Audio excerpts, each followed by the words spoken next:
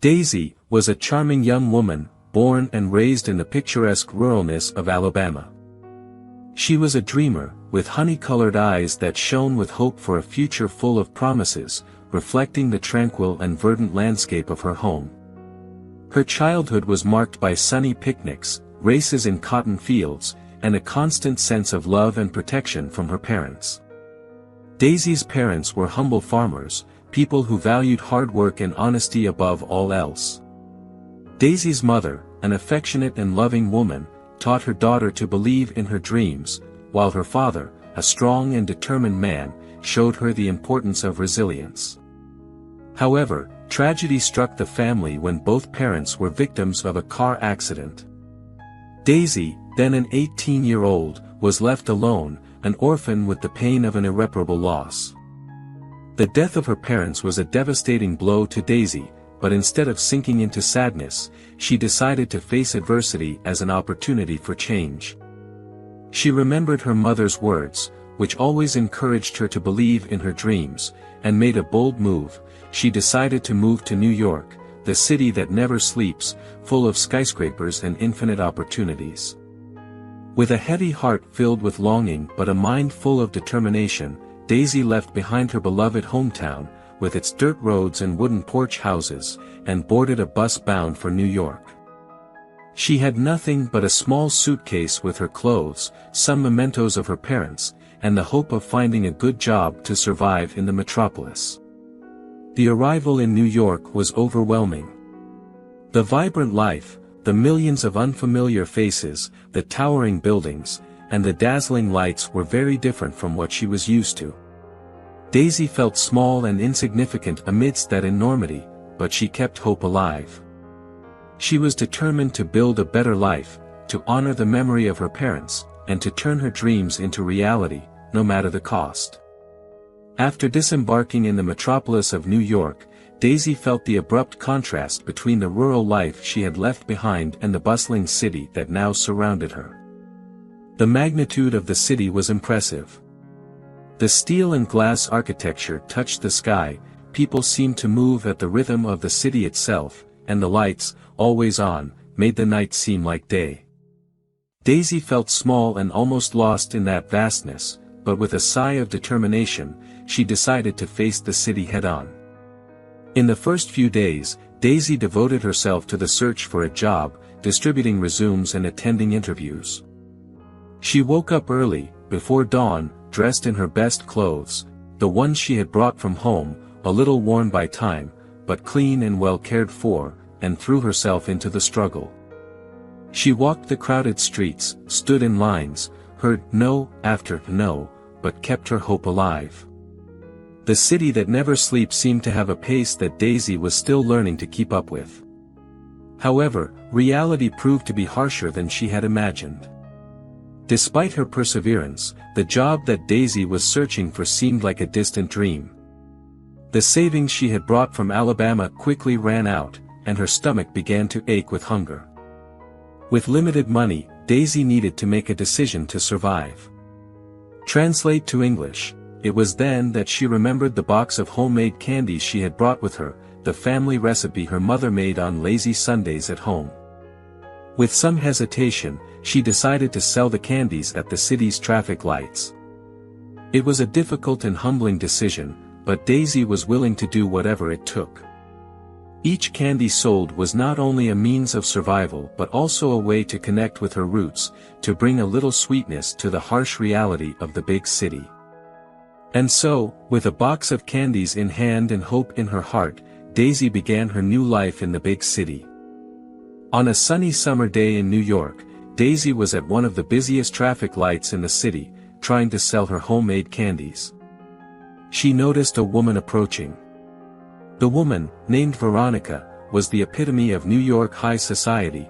Dressed in an elegant outfit, high heels, and sparkling jewelry, she exuded an air of haughtiness. "Homemade candies, ma'am?" Daisy asked, extending a trembling hand full of sweets wrapped in colorful cellophane.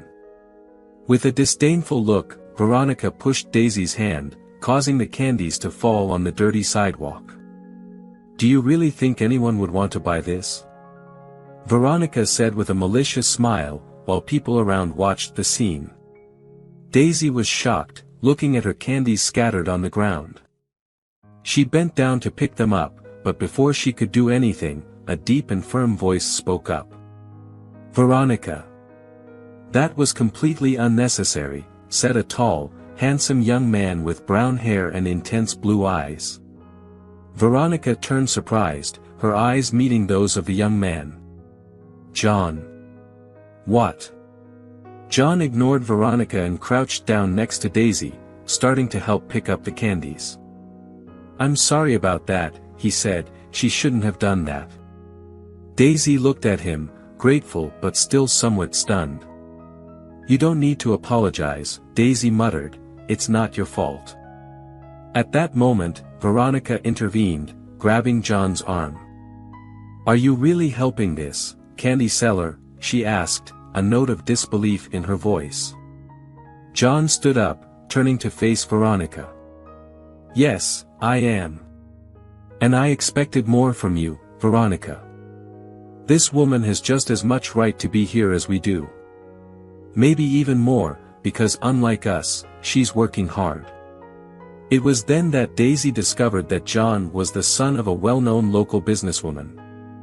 The argument between the couple continued, but Daisy, still somewhat shocked, thanked John for his help and returned to her task of selling candies, now with a new friend in the big city. Translate to English: the days passed in the city of New York, and Daisy's life was a routine of hardships, selling her homemade candies at the traffic light, enduring the biting cold of winter and the oppressive heat of summer. Her hope and determination, however, never wavered. One day, while standing at her usual spot, an elegant Mercedes-Benz stopped at the signal. Behind the wheel, a middle-aged woman with neatly arranged gray hair and kind eyes observed Daisy. It was Susan, a respected local businesswoman. Daisy approached the car and offered her candies. "Homemade candies, ma'am. They're delicious and made with care." Susan looked at Daisy and then at the candies, shaking her head. "No, thank you, dear." Daisy, a little disappointed but accustomed to rejections, tried to hide the sadness in her gaze. "It's okay, ma'am. I understand. It's just that, these candies are all I have to sell. They help put food on my plate." Susan's eyes softened upon hearing Daisy's words. "Are you going hungry, dear?" she asked, concern evident in her voice. Daisy nodded, a lump forming in her throat. "Yes, ma'am. But I'm trying to change that. Every day." With a sigh of compassion, Susan looked at Daisy, determination in her eyes touching her heart. "I have a restaurant nearby," she said, "and I'm in need of a receptionist. The job includes accommodation in the back room. Would you be interested?" Daisy looked at Susan, surprised and hopeful. Are you serious, ma'am?" Susan nodded. "Yes, dear. You seem like a hard-working young woman, and I think you would be perfect for the job." Daisy felt relief flood her body. She nodded, tears of gratitude glistening in her eyes. "Yes, ma'am. I accept. Thank you so much." And so, that afternoon, Daisy's life took an unexpected turn, thanks to the kindness of a stranger who would become a friend and mentor. Daisy started working at Susan's restaurant, a charming and cozy place with polished wooden tables and an atmosphere that resembled the comfort of home. Her role as a receptionist kept her busy, but she was immensely grateful for the opportunity. With each customer she greeted with a warm smile, each order she sent to the kitchen, each table she cleaned, she felt a sense of fulfillment she had never experienced before. On a particularly busy day, a familiar figure entered the restaurant. It was John, the man who stood up for her against Veronica. Daisy was surprised to see him, even more so when he walked directly to the counter where she was. "Daisy, right?" John asked with a friendly smile. "Good to see you again." Daisy smiled back, "Yes, it's Daisy." And you're John, right? What are you doing here? Translate to English. That was when Susan emerged from the back of the restaurant. John, my son. You're early today. Daisy widened her eyes at the revelation. John is your son, Susan? She asked, looking from Susan to John and vice versa. Susan smiled and nodded. Yes, he is. Did I forget to mention that? From that day on, the relationship between Daisy and John changed. Initially, they teased each other. Daisy was determined and stubborn, while John was practical and somewhat sarcastic. He would make jokes about the country music Daisy played on the restaurant radio, and she would retort with comments about how he always forgot to move his feet out of the way when she needed to pass with a full tray. But beneath the small taunts, a sense of camaraderie and mutual respect began to grow. Daisy's life at the restaurant was becoming more interesting, thanks to John's unexpected presence. As the days went by, Daisy and John spent more time together. Their relationship, which started with teasing and banter, evolved into something deeper and more meaningful. They began to share more than just the workspace.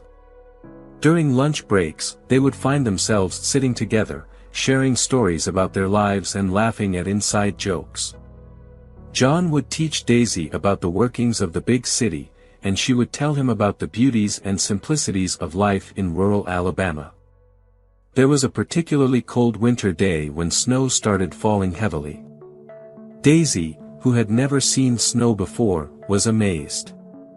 John, seeing the joy on her face, decided to take her for a walk in the nearby park, even during their lunch hour.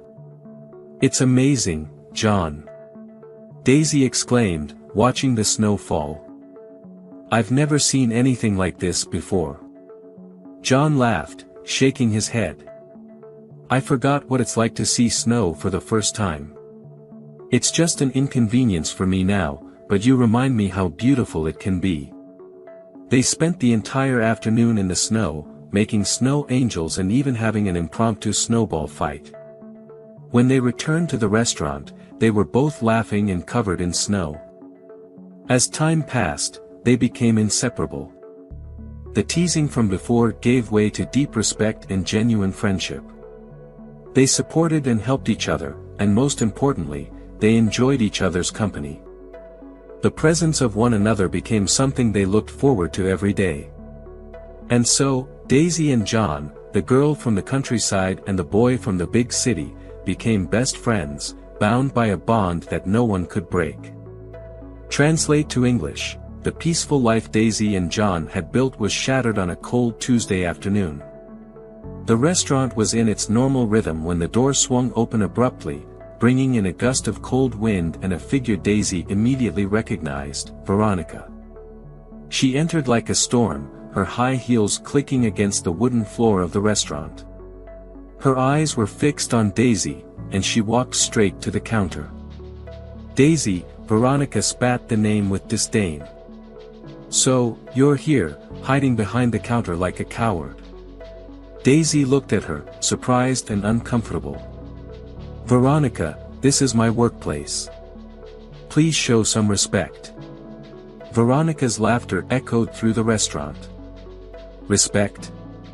How can you talk about respect and you're here, trying to steal my boyfriend?" John, who was in the kitchen, heard the argument and came out. "Veronica, what are you doing here?" "I'm here to save you, John," Veronica said. "Save you from this candy seller." John furrowed his brow, his expression of shock quickly turning into anger. "Veronica, this is unacceptable. You have no right to speak to Daisy like that. Oh, and I suppose your mother has the right to give jobs to anyone she meets on the street, right?" Veronica retorted, her voice growing louder. "Don't you realize she's ruining our family's reputation?" Susan's entrance interrupted the argument. She looked from Veronica to Daisy, and then to John. Her eyes narrowed as she said, "Veronica, I think it's time for you to leave." The silence that followed Susan's entrance was palpable. She walked up to the counter with a calmness that contrasted with the chaos Veronica had created. "Susan." Veronica began but was interrupted. "No, Veronica," Susan said, her voice firm. "It's time for you to listen. You entered my restaurant, disrespected my staff, and insulted my family. You have no right to act this way, no matter who you think you are." Veronica blushed, clearly not expecting the reprimand. But Susan wasn't done. "I understand that you're going through tough times," Susan continued. "I've heard about your family's financial situation. But none of that justifies your behavior today." The news of Veronica's family's bankruptcy hit like a bomb. John looked at Veronica, his eyes filled with surprise and disappointment. "Please, Susan." Veronica pleaded, her eyes welling up with tears. "I have nowhere to go. I need John." "I believe you're desperate, Veronica," Susan said, her voice gentle but unwavering. "But you need to learn that your actions have consequences. You can't treat people the way you treated Daisy and expect everything to be fine." With that, Susan pointed to the door. "You need to leave now, Veronica. You are no longer welcome here." And so, Veronica, with tears staining her face, was forced to leave the restaurant, while Daisy, John, and Susan were left behind, trying to process the revelations and confrontation that had just occurred. After the storm that was Veronica's visit, life at the restaurant returned to normal, but with an added sweetness.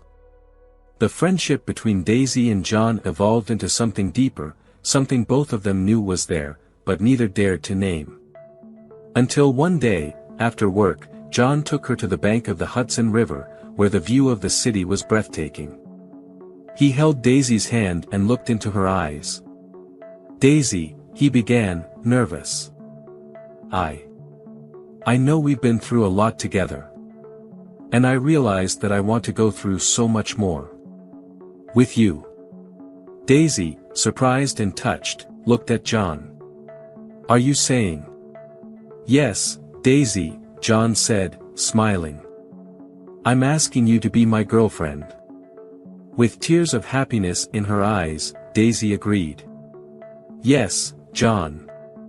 I would love to." As they returned to the restaurant, they found Susan waiting for them.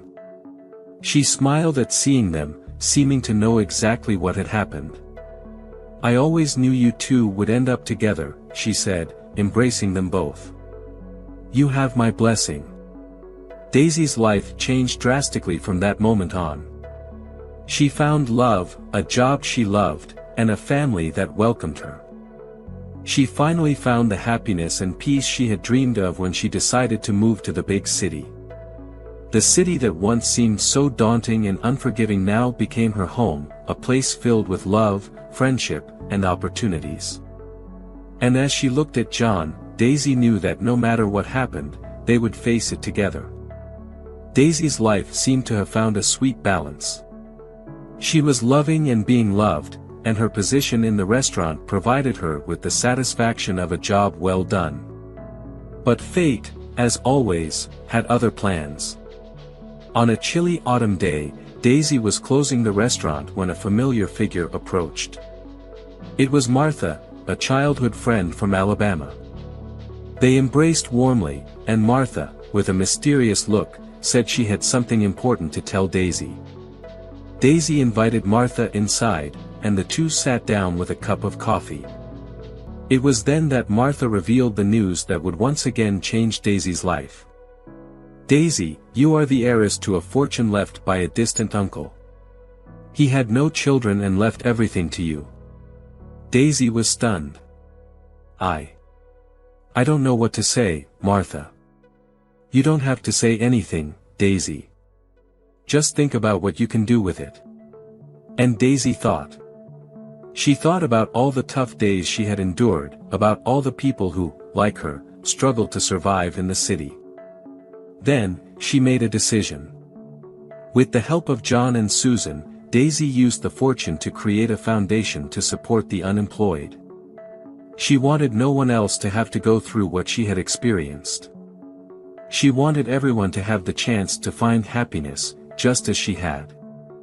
And so, Daisy, the girl from the countryside who sold candies at the traffic lights of New York, became a benefactor.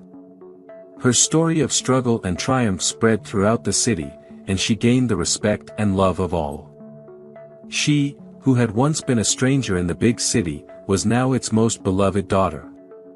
And despite all the twists and turns life had thrown her way, Daisy never forgot where she came from and always strove to do good, no matter what happened. That's it, my friends. If you enjoyed the story, leave a like and don't forget to share your thoughts in the comments. Until next time.